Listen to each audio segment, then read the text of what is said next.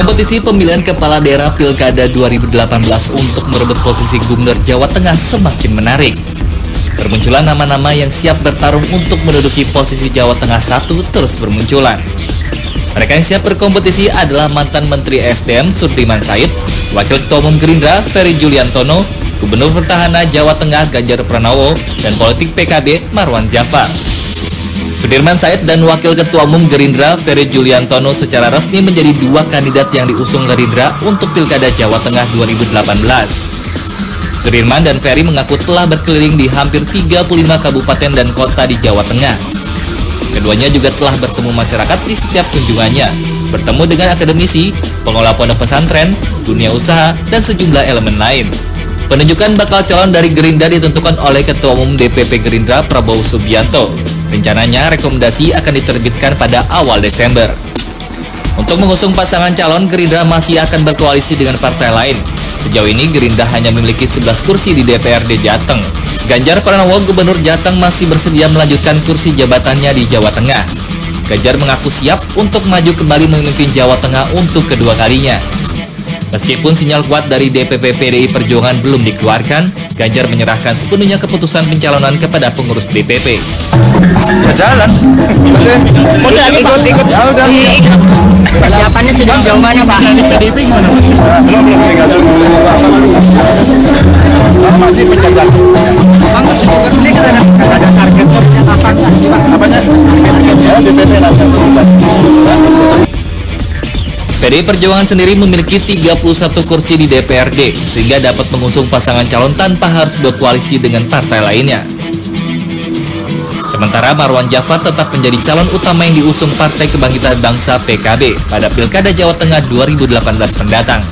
PKB mengklaim hingga kini Marwan Jafar terus mendapat dukungan dari para kiai dan pengasuh pondok pesantren. Dukungan untuk Marwan terus mengalir dari segenap warga Nadliyin di penjuru Jawa Tengah.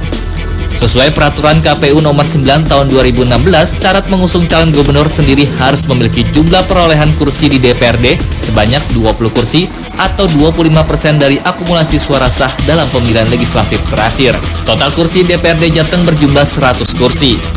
Partai politik baru bisa mengusung calon sendiri di Pilkada Jateng jika memiliki minimal 20 kursi. Satu-satunya partai yang dapat mengusung pasangan calon sendiri tanpa berkoalisi adalah PDIP dengan 31 kursi di DPRD Jateng, Gerindra 11 kursi, dan PKS maupun Golkar dengan perolehan 10 kursi. Sementara yang lain Demokrat 9 kursi, PAN 8 kursi, dan P3 8 kursi. Iya, selamat malam pemirsa. Jelang Pilkada serentak tahun depan ini, Pilkada Jawa Tengah ada dua bakal calon yang diusung oleh Partai Gerindra. Tapi hanya ada satu bakal calon yang bisa maju dalam kontestasi Pilkada Jawa Tengah. Malam hari ini saya sudah bersama dengan salah satu bakal calon dari Partai Gerindra. Selamat malam Pak Sudirman Said.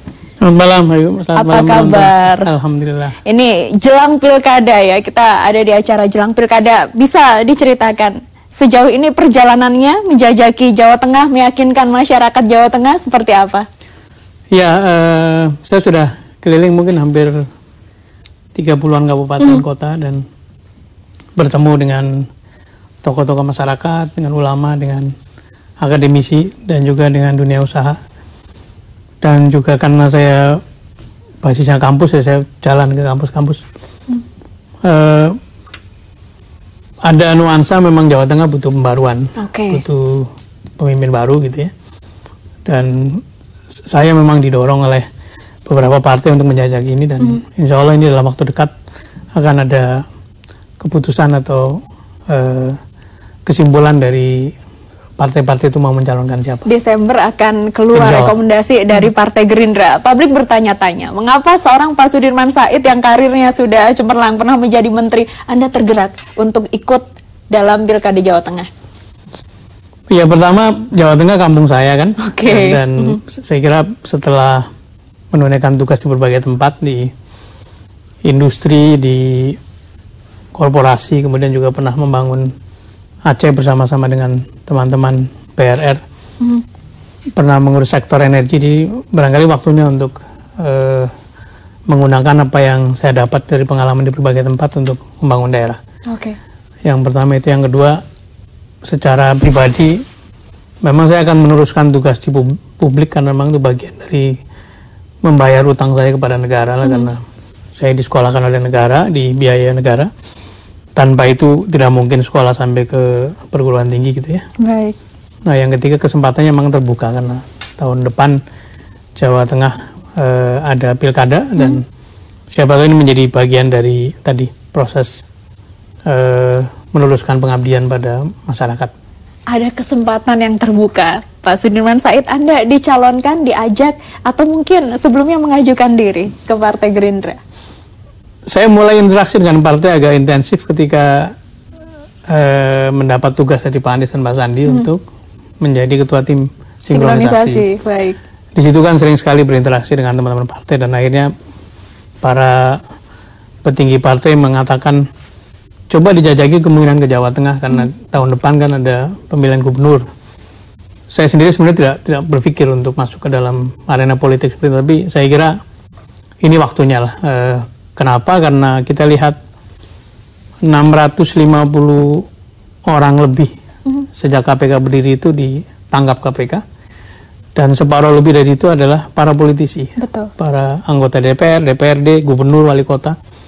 Dan saya akan mengajak teman-teman yang punya integritas, punya kompetensi untuk sebanyak mungkin kawan-kawan itu masuk ke dalam politik praktis untuk mengisi ruang itu, karena tidak mungkin politik kita itu dihuni oleh orang-orang yang bermasalah terus-menerus. Dan saya kira kasus kemarin Setia Novanto dengan akrobat seperti itu adalah kulminasi atau puncak dari segala macam permainan politik atau uang di belakang di belakang politik. Jadi saya ingin memberikan satu track bahwa tidak harus kok berpolitik dengan cara-cara seperti itu. Oke.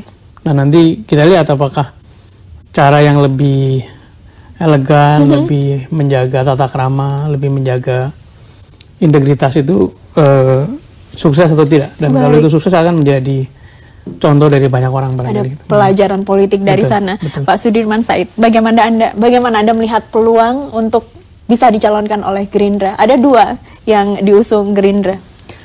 Pertama, saya tidak mungkin menjajaki kemungkinan ini ya, ke lapangan, ke Jawa Tengah kalau tidak ada satu support dari partai-partai. Dan kemudian setelah kita jalan, setiap kali ada progres saya laporkan kepada teman-teman partai lah, kepada pimpinan PKS, pimpinan Gerindra, pimpinan PAN gitu. Karena 3 partai ini yang paling intensif komunikasi sejak awal. Dan dari waktu ke waktu saya merasa dukungannya makin kuat. Dan proses yang ditempuh sangat baik. Misalnya PKS dulu pernah melakukan pemilihan internal, dan yang saya tangkap adalah nama saya ada dalam posisi paling atas. Saya mendengar itu. Kemudian di PAN juga ada polling antar pengurus di Jawa Tengah. Dan karena itu kemudian mereka memutuskan untuk mengirim usulan dari PAN kepada DPP, dan dari polling itu juga nama saya ada posisi paling atas. Begitupun di Gerindra kemarin beberapa tahap dilalui, dan terakhir dalam konsolidasi kader seluruh Jawa Tengah itu juga setelah kedua calon memaparkan visi misinya kemudian dilakukan satu jajak pendapat. Saya juga mendengar bahwa suara yang diperoleh yang saya peroleh itu cukup baik dan di atas kandidat yang lain. Dan ini adalah satu proses yang meskipun sederhana tapi juga kompetitif. Jadi tidak ujuk-ujuk menunjuk orang, tapi ada proses kompetisi yang baik. Ada respon positif dari partai-partai lain selain Gerindra. Tapi kembali lagi akhirnya Gerindra yang akan menyebutkan siapa yang akan menjadi kandidat mereka. Anda yakin Pak Sudirman Said? Sebetulnya kan Gerindra juga tidak mungkin sendirian kan. Harus, karena hanya punya 11 kursi. Jadi harus berkoalisi. Jadi disinilah kesempatan saya barangkali, karena sebagai calon yang bukan berasal dari partai tertentu, maka jaraknya sama, kedekatannya sama dengan partai-partai lain. Jadi saya punya kesempatan untuk merangkai koalisi gitu, sehingga jumlahnya cukup untuk menjadi persyaratan dicalonkan. Oke, ini yang kemudian menjadi pertanyaan besar dari banyak orang. Seorang profesional yang netral, Anda dikenal seperti itu, akhirnya maju mencalonkan diri dengan ada banyak partai politik yang mengusung. Betul. Ini ada deal-deal politik apa? Saya mengalami proses yang sangat sangat menurut saya sangat berbeda ya dari yang persepsi banyak orang. Seolah-olah masuk ke partai itu harus dengan mahar, dengan bayar sana. Saya mengalami proses yang berbeda sama sekali. Jadi kepada saya diberikan kesempatan, silakan masuk ke daerah, silakan ketemu dengan struktur partai. Dan kalau memang dari waktu ke waktu penerimaan masyarakat cukup baik, maka mereka akan mengambil keputusan. Dan itu kan diantara mereka pasti punya jaringan, punya network ya. Nanya kepada ulama, nanya kepada akademisi, nanya kepada pengusaha, respon masyarakat bagaimana. Dan saya bersyukur karena tidak harus melalui deal-deal semacam itu.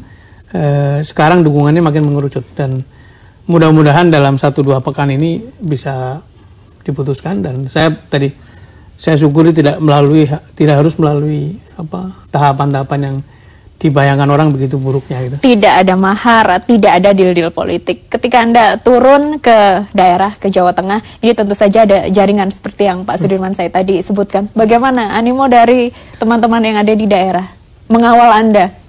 Alhamdulillah dari yang sudah kita temui, mereka memberikan support yang sangat kuat gitu. Dan kembali ini mesti dibuktikan dengan kan pemilihan masih 6 bulan, 7 bulan ke depan. Jadi dari respon mereka sih, mereka memberikan satu support yang kuat. Dan malahan mereka juga yang kemudian menjalin hubungan dengan berbagai jaringan lain. Jadi misalnya ketemu seorang akademisi di satu universitas, maka mereka kemudian mengenalkannya ke tempat-tempat lain. Nah, sebetulnya memang kita ini sedang butuh banyak pemimpin barangkali ya. Jadi ada yang mengatakan Jawa Tengah belum pernah dipimpin oleh orang yang punya background akademik cukup baik. Belum pernah. Jadi selama ini politisi atau dari birokrat atau mungkin pernah Pak Bibit dari militer. Tapi yang dari kalangan profesional belum pernah. Dan itu juga barangkali menjadi daya tarik sendiri bagi mereka karena kebetulan dari waktu ke waktu saya pindah-pindah pekerjaan itu pernah di korporasi, pernah di birokrasi, pernah juga di lembaga-lembaga non-profit. Dan 3 exposure itu mungkin bisa ditawarkan sebagai satu tawaran kepada masyarakat Jawa Tengah. Baik, menarik sekali perjalanannya dan nanti kita akan lanjutkan perbincangan usai jeda. Pemirsa tetaplah bersama kami di Jelang Pilkada. Kembali saat lagi.